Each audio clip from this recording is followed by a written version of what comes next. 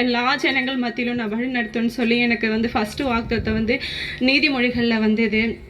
உன் வழிகளெல்லாம் உன்னை கர்த்தர் காத்துக்கொள்வார் என்று சொல்லி நான் திருமணம் ஆன வருஷம் 2017 வந்தது. அதுக்கப்புறம் 2018 ஜோஷுவா பிறந்தாங்க. ஜோஷுவா பிறந்தோடனே ஜோஷுவோட ஃபஸ்ட்டு வாக்குத்தத்தம் ஏசாயா 38வது அதிகாரத்தில் வந்தது. எசேக்கியாவுக்கு கொடுத்த வாக்குத்தத்தம் என்னோட பிள்ளைக்கு கொடுத்துருக்குறீங்க ஏசப்பா. எனக்கு நீங்கள் கொடுத்த பிள்ளை ஆண்டவரே, நான் கேட்பதற்கு முன்னாக நீங்கள் அவனை எனக்கு கொடுத்தீங்க. ஆனால் அவன் எசேக்கியா ராஜாவுக்கு நீ 15 வருஷம் கூட்டி கொடுத்தது போல் அவனுக்கு நீங்கள் ஆயுசு நாளில் கூட்டி தருவீங்களா அப்படின்னு நான் கேட்டேன். மறாவது வருஷம் ஆண்டு அதே ஏசாயாவில் வாக்குத்தத்தம் அவனுக்கு கொடுத்தாரு. உன்னை உண்டாக்கினவர் ஆண்டவரே, உன்னை எல்லா சூழ்நிலைகளையும் அவர் நடத்துவார்னு சொல்லி உன்னை பேர் சொல்லி அழைத்தேன், உன்னை வழி நடத்துவேன்னு சொல்லி அதே ஏசாயாவில் அது மறாவது வருஷம் வாக்கு கொடுத்தாரு. ஏசப்பா, நீங்கள் அவனை கொடுத்ததுக்காக நான் நன்றி சொல்லிக்கிறேன் அப்படின்னு நான் மறுபடியும் சொன்னேன். மறுபடியும் இந்த வருஷமும் நான் கேட்பேன், ஆண்டவரே நீங்கள் வாக்கு கொடுத்துருக்குறீங்க, இம்மட்டமாக அவனுக்கு ஜீவனை கொடுத்துருக்குறீங்க.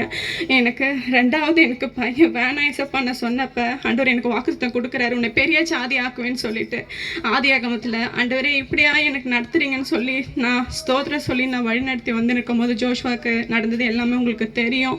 இருந்தாலும் டாக்டருங்களாம் சொல்லிட்டாங்க, அவன் பிரெயின் அவனுக்கு சரியா அவன் பேச மாட்டான், அவனோட நாலேஜ் இம்ப்ரூவ் ஆகாதுன்னு சொன்னாங்க.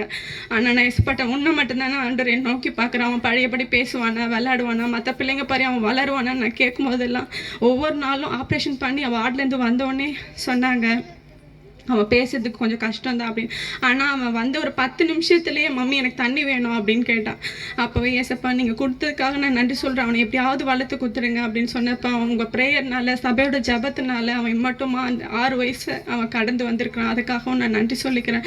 ஜோசப்காகவும் ஆண்டவருக்கு நான் நன்றி சொல்லிக்கிறேன். எனக்கு கொடுத்த சபைக்காகவும் நான் நன்றி சொல்லிக்கிறேன். இந்த வீட்டை கூட ஆண்டவரே நான் கட்டல, ஆண்டவரே எனக்கு நீங்கள் என்ன வாக்குத்தத்தம் கொடுக்குன்னு சொல்லுவது, வறண்ட நிலத்தை ஆண்டவரே வற்றாத நீர் ஊற்றாய் மாட்டுன்னு சொல்லி எனக்கு ஏசாயா 54 தான் எனக்கு ஆண்டவர் வாக்குத்தத்தம் கொடுத்தாரு. அதே மாதிரி இந்த வருஷமும் நான் கேட்கும் போது எசேக்கியேல் 38 சொன்னார், ஆண்டவரே நீங்கள் கட்டி 2 வருஷம் ஆகுது, ஆனால் நீங்கள் வாக்கு கொடுத்தீங்கன்னா தான் அந்த தேசத்துக்கு நான் போவேன் ஏசப்பா, நீங்கள் வாக்கு கொடுக்கலன்னா நான் போக மாட்டேன்னு சொன்னப்போ எசேக்கியேல் 38வது அதிகாரம் 17வது வசனத்தில் சொன்னார், என் ஆவியை உனக்குள்ளே வைக்கிறேன் அப்படின்னு சொன்னார். ஆண்டவரே எல்லாம் வைக்கிற ஜனங்க ஆண்டவரே நான் எப்படி அங்கே நான் தனியாக இருப்பேன்னு சொல்லும்போது பரிசுத்த ஆவியை உனக்குள்ளே வைக்கிறேன் அப்படின்னு சொல்லிட்டு வாக்கு கொடுத்ததுக்கப்புறம் நான் கர்த்தர் நானே அதை சொன்னேன், நானே அதை நிறைவேற்றுவேன் என்று சொல்லி வாக்கு கொடுத்ததுக்கப்புறம் என்கிட்ட காசே இல்லை. ஆனால் எங்கள் அக்காட்ட சொன்னதுக்கப்புறம் அவங்க ரெடி பண்ணி கொடுத்தாங்க. அதுக்கப்புறம் ஆண்டவர் உதவி செஞ்சார். எல்லாமே ஆண்டோட கிருபையால் எனக்கு கிடைச்சது.